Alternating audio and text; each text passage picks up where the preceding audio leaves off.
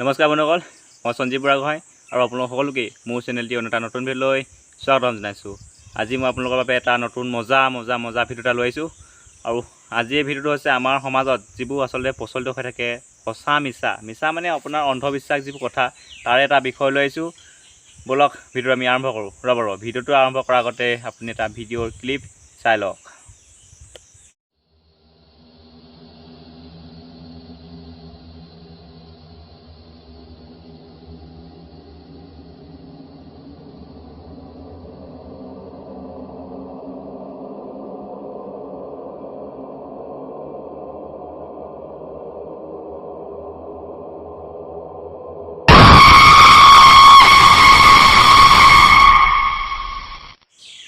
এতিয়া আপুনি ভিডিঅ' চাই কেনেকুৱা পালে কমেণ্ট কৰি জনাব, আৰু যিসকলৰ ভয় লাগিলে তেওঁলোকেও কমেণ্ট কৰি জনাই দিব, মানে ভয় লাগিলে নে কেনেকুৱা লাগিলে।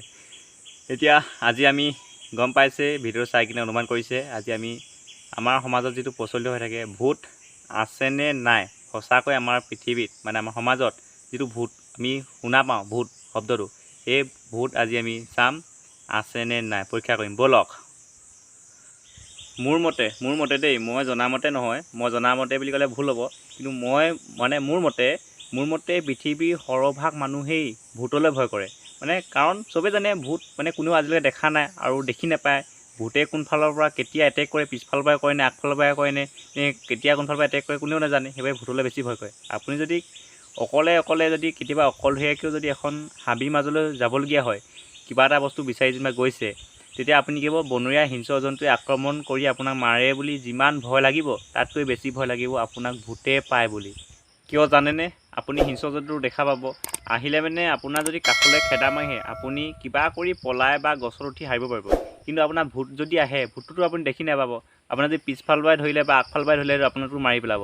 সেইবাবে আপুনি বনৰীয়া হিংস্ৰ জন্তুলৈ যিমান ভয় কৰে তাতকৈ বেছি ভূতলৈ ভয় কৰে।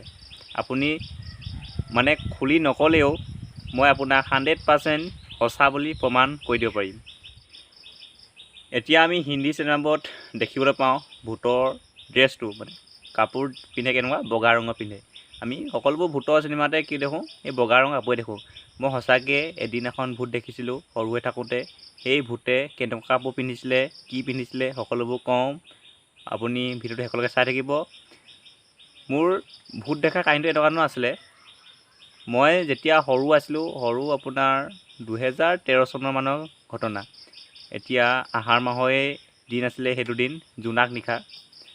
আপোনাৰ তেতিয়া মই আছিলোঁ টিউশ্যন কৰি, প্ৰায় ৰাতি 9:30 মান বজাত ঘৰলৈ আহি আছিলোঁ। মই টিউশ্যন কৰিছিলোঁ আমাৰ গাঁৱৰে কাষৰ গাঁও এখনত, আৰু সেই গাঁওখন আৰু আমাৰ গাঁওখনৰ মাজত মানে কি হৈছিলে, কোনো মানুহ মানে ঘৰ দুৱাৰ নাছিলে, কেৱল মাত্ৰ বাঁহনি মানে বাঁহগছ আৰু কলগছ আছিলে।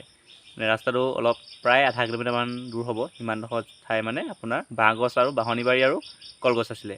মই তেতিয়া সেইটো বাটে আহি আছোঁ, আৰু তেতিয়া সেইদিনা আপোনাৰ পূৰ্ণিমা জোনাক আছিলে, চাৰিওফালে ধৰি লওক আপোনাৰ জোনৰ পোহৰ, মানে পোহৰ হৈ আছে, জোনাক হৈ আছে।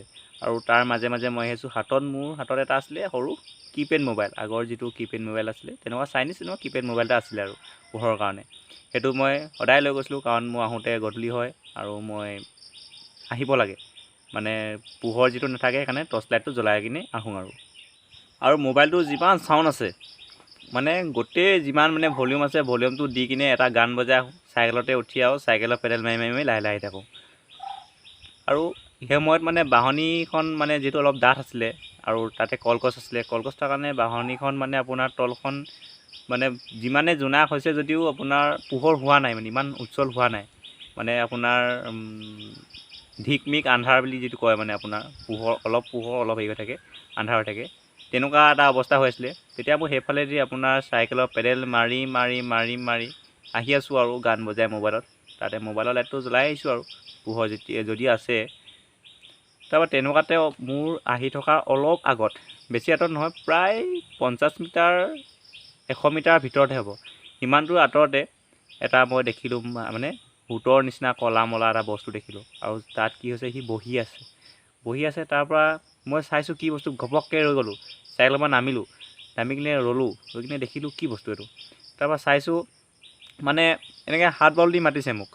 তাৰপৰা মোৰতো মানে বহুত ভয় লাগিলে, একদম জিৰ উৰি যায় নিচিনা লাগিলে, কি কৰিম এতিয়া মানে মই। তাতে কোনো নাই, চিঞৰিবলৈও কোনো নাই, মানে মাজতে আৰু মানে ইফালে গাঁওখনত চিঞৰিলেও নুশুনে, সিফালেও নুশুনে। এতিয়া কি কৰিম এতিয়া মই তাতে ভাবিছোঁ, এতিয়া টিউশ্যন য'ৰ পৰা কৰি আছিলোঁ, যিখন গাঁৱৰ পৰা কৰি আছিলোঁ, সেইখন গাঁৱলৈও এতিয়া উভতি যাব নোৱাৰোঁ, কাৰণ কেলৈ 9:30 বাজিছে, মানুহবোৰ প্ৰায় শুবলৈ হৈ গৈছে। এতিয়া সেইফালেতো মানুহবোৰ শুই যাব, সেইফালে গ'লেতো একো লাভ নহ'ব। এতিয়া মই কি কৰা যায়, তাৰপৰা লাহে লাহে ভগৱানৰ নাম ল'ব ল'লোঁ। মানে এইটো ভগৱান পূৰাটো বুকুখনত মানে ঢেঁকী দিয়ে আছে পূৰা ধম ধম ধমকৈ। তথাপিও মানে ভগৱানৰ নাম লৈছোঁ আৰু ভগৱানৰ নাম লৈ মানে খুব কোবেৰে চাইকেলত উঠিলোঁ আৰু কোবেৰে চাইকেল চলাই আমি ঘৰ পাই গ'লোহি। ঘৰ পাই সেইদিনাখন মোৰ মানে ৰাতি আৰু খোৱা বোৱা নহ'ল মানে। তাৰপৰা ঘৰতো কথাটো কোৱা নহ'ল। মাহঁতে মানে ভাত খাবলৈ ক'লে, মই ভাত খাই আহিছোঁ বুলি ক'লোঁ আৰু ভাত নাখালোঁ, এনেই শুই থাকিলোঁ। তাৰপৰা জ্বৰ উঠিলে না, তাৰ পিছদিনা যেতিয়া আকৌ মই মানে ধৰি লওক আপোনাৰ জ্বৰটো কমিলে আৰু কমাৰ পিছত যেতিয়া টিউশ্যন গৈছোঁ, টিউশ্যন গৈ দেখিছোঁ তাত এটা গছৰ মূঢ়া আছে, গছৰ মূঢ়াটোৰ ওচৰত এটা কলপুলি আছে, মানে কলপুলিটো পাত এখিলা মানে বতাহত লৰি আছে। আৰু তেতিয়া মই অনুমান কৰিছোঁ, তেতিয়া দেখিছোঁ এইটোতো মূঢ়া আছে, মূঢ়া এটা আছে, গছৰ মূঢ়া। তাৰপৰা ইফালে দেখিছোঁ মানে য'ৰ পৰা মই ৰাতি মানে ভূত দেখিছিলোঁ, মানে সেই জেগাত গৈ কিনে মই চাইছোঁ, দেখিছোঁ সেই বস্তুটোৱে মই মানে ৰাতিৰ ছায়াময়ত মানে ধৰি লওক আপোনাৰ যিটো আপোনাৰ আগতে আমি যে পঢ়িছিলোঁ ক্লাছ 7-8ত পঢ়িছিলোঁ, ঢিকমিক আন্ধাৰত সবে দেখে ভূত, মানে সেই ঢিকমিক আন্ধাৰত মই মানে সেই মূঢ়াটো আৰু কলগছখিলা যিটো পাতখিলা লৰি আছিলে, সেইটোকে মই দেখিলোঁ, মানে ভূতে মোক মানে হাত বল দি মতা দেখিলোঁ। তেতিয়াহে মই মানে উপলব্ধি কৰিছোঁ যে মোক সঁচাকৈ মানে সঁচা ভূতে পোৱা নাছিলে, মোক মানে মনৰ ভূতেহে পালে মানে সেইদিনা। আৰু আপোনালোকক জনাওঁ, এই পৃথিৱীত বিজ্ঞানৰ মতে কোনো ভূত নাই। এটা কথা সঁচা, পজিটিভ এনাৰ্জি থাকিলে নিগেটিভ এনাৰ্জি থাকিবই।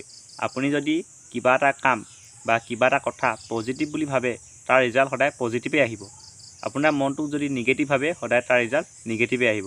এতিয়া আপোনালোকে চাওক, আমি যদি কেতিয়াবা অকলে ক'ৰবাত যাবলগীয়া হয়, তেতিয়া আমি কিয় ভয় কৰোঁ আপোনালোকে জানেনে বাৰু? এইটো এটা নিশ্চয় মানে এটা মানে গুৰুত্বপূৰ্ণ প্ৰশ্ন হয়। আমি ক'ৰবাত যদি অকলে যাওঁ কেতিয়াবা মানে বহুত মই মানুহক দেখিছোঁ মানে ভয় কৰে, অকলে যাবলৈ ভয় কৰে। কিয় কৰে বাৰু এইটো?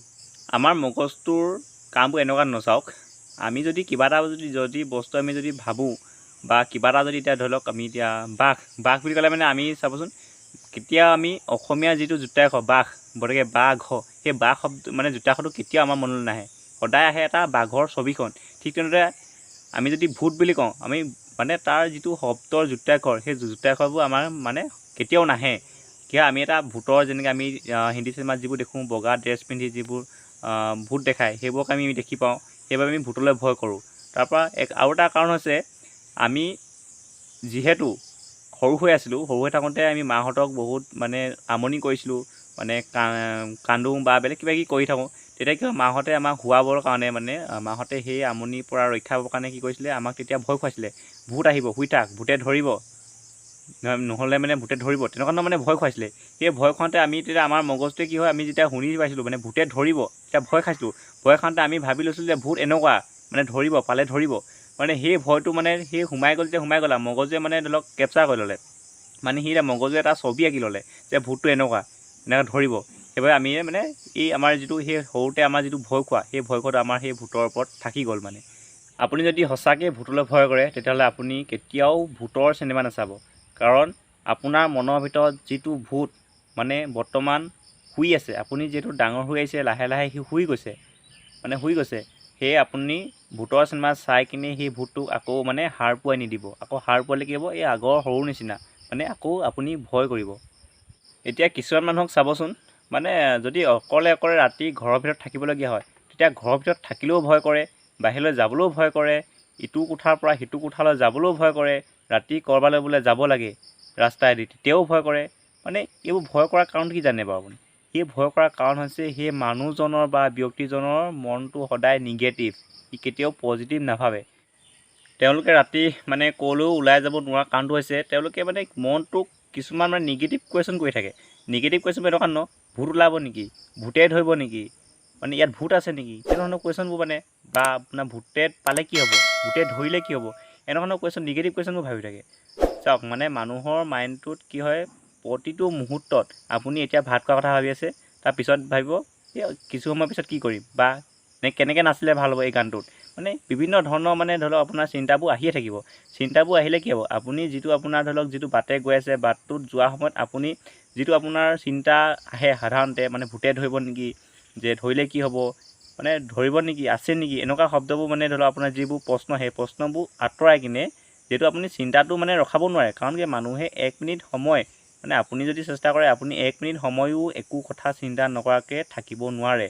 মানে আমাৰ মাইণ্ডটো কেনেকুৱা ধৰণৰ প্ৰতিটো মুহূৰ্ততে একোটা কথা চিন্তা কৰি থাকে।